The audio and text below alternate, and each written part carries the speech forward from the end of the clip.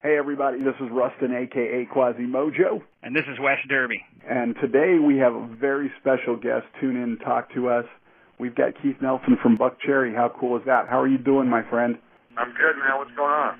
Not much, just grateful for the weekend. You, on the other hand, have a lot going on. The new album, All Night Long, drops on August 3rd, and you have the Carnival of Madness tour, followed by the Nickelback tour this summer. Tell us where your head's at right now. Talk a little bit about recording the new record. My head right now is firmly planted in, tonight's show, basically. And to live more than day to day out here on the road is just gets you into some trouble. So it's just all about today and making the show great tonight. Making the new record was fun, man. We took a little bit longer on this record than we did on previous records, but we went about it in a different way as well. So I think all things considered, I'm very proud of the record, and I think it's a really good representation of the band. Well, and that was one of the things I was going to sort of ask you is All Night Long, at least for me, sort of has that comfortable, worn pair of jeans vibe, sort of like the band's really come into their own and feels comfortable in its own skin. Do you feel this is your most genuine and complete album to date? Well, every record that we've made has been genuine and current to that time. I don't think there's anything that we've put out that hasn't been a representation of where we're at that moment. But I think All Night Long definitely has been influenced by the fact that this lineup has been together for 5 years, which is longer than any lineup that this band's been together. And we're just so used to playing with each other and really understand all of our roles within the band and how it all works together. So I think that really has a lot to do with what you're hearing. Marty Fredrickson was worked with you on this album too. Is that sort of long-standing collaboration with you guys? Well, Marty's been a friend of ours since we started the writing process for 15. We wrote a few songs with him, and obviously he and I co-produced Black Butterfly together. And the thing I love about Marty so much is that he's a band guy, and he comes from bands, and he understands the dynamic of all the guys. And he understands how important it is for us to make our own record. So he's really along to help us bring that to light as opposed to, changing what we're doing and telling us that we're doing it wrong. He really is a really good sixth member of the band in the studio. Yeah, and you've already released the first single, which is the title track, but you've already got a second video out there, Our World, which was, when you guys originally wrote the song, it was sort of written to address social concerns, and you sort of tweaked it specifically for the BP oil crisis. But what other social concerns are sort of weighing on your guys' mind these days? I mean, what was sort of the original impetus for the song? Well, that song basically, there's always, as we get a little bit older, we're not immune to the things that are going on in the world around us, I mean, we've decidedly not been a political band, but Our World was a song that was, lyrics inspired. The lyrics were inspired by things that are going on, and Josh saw fit to write about that. We don't get involved in too many social concerns. We had an opportunity to get involved with childhelp.org on Black Butterfly through songs Rescue Me and A Child Called It.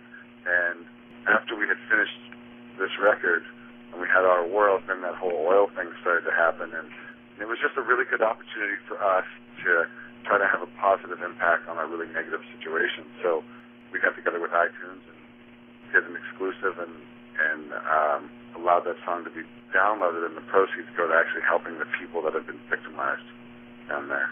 There's a lot of work left to be done, even though they've stopped the leaks now. There's still a lot of damage that needs to be cleaned up. Right. And there's a lot of other people out there with great ideas. Too bad our government can't seem to latch on to any of them. You can't save the world, but you can try to have a little bit of an impact when you can. So it's really just about picking our battles and pitching in when we can. Absolutely. I'm sort of hogging all the questions here. Wes, I know you had a couple of things you wanted to ask Keith. Yeah, I do. Hi there, Keith. This is Wes from Mojo Radio. What's up, and bud? Metalholic. Hey, not much. I had the good fortune on the Black Butterfly tour of seeing you guys 3 times. And one of them was it was 3 of the best shows I've ever been to. One of them was in Oklahoma City on the Cross-Canadian Ragweed Family Jam. And just kind of curious. That was fun. Those guys are friends of ours. Yeah, kind of wondering how you got involved with that, and if you guys are fans of the whole alt-country Americana genre in general, or if it was just because of who they are, or how that came about. No, two questions. I'll answer the first one second or whatever.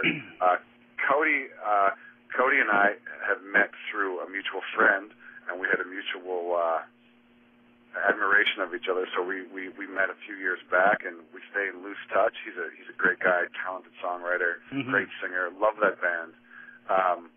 And as far as the whole alt country thing goes, actually, when the band was on hiatus, my bass player Jimmy and I played in an alt country band together, and it was somebody else's band. And it was just fun for us to go do that and not have to worry about things on the scale that we're worrying about it now. So it was a lot of fun. I'm a huge fan of country and alt country and rock and roll and anything that kind of I hate all the labels really, because to me it's all really rock and roll.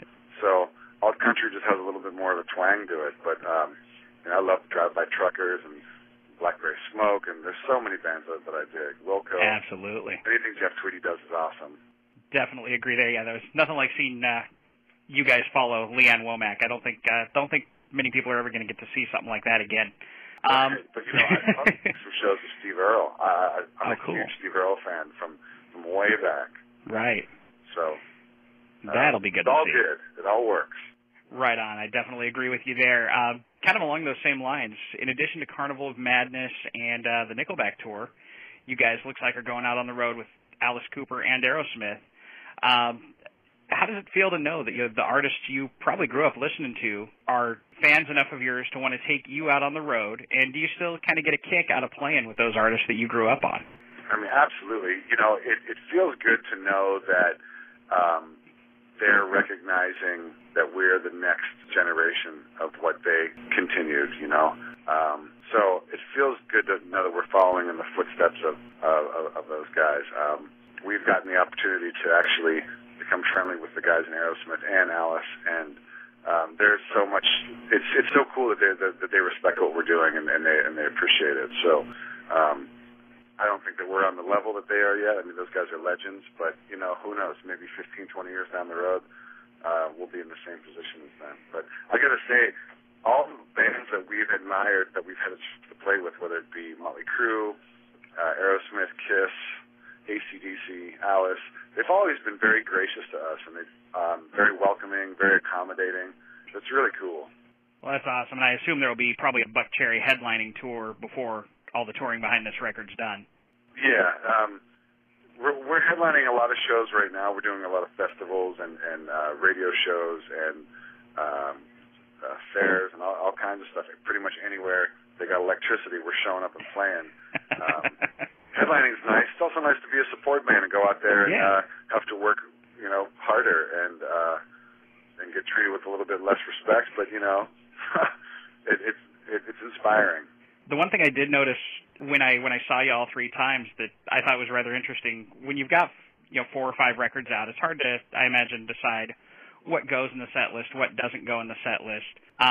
Will it still remain pretty intensive on the last 3 records, or will we see some more stuff off the first 2 records thrown into the set? Wow, it really does become quite a situation trying to get a set list together. We always want to make sure that we're playing stuff that people are familiar with, but we like to pick a few moments in the night when we're playing stuff that we really dig that maybe people haven't heard in a long time.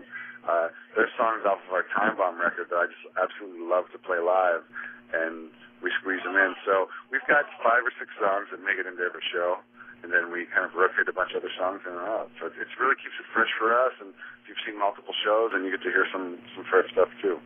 Yep. Yeah, and one last question before you get out of here, Keith. Sort of our question of the week, if you will.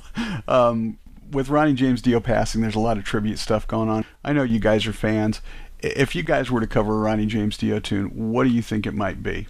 Oh, man. There's so many great songs by Dio, I'm going to have to say maybe Mob Rules from Sabbath or Holy Diver.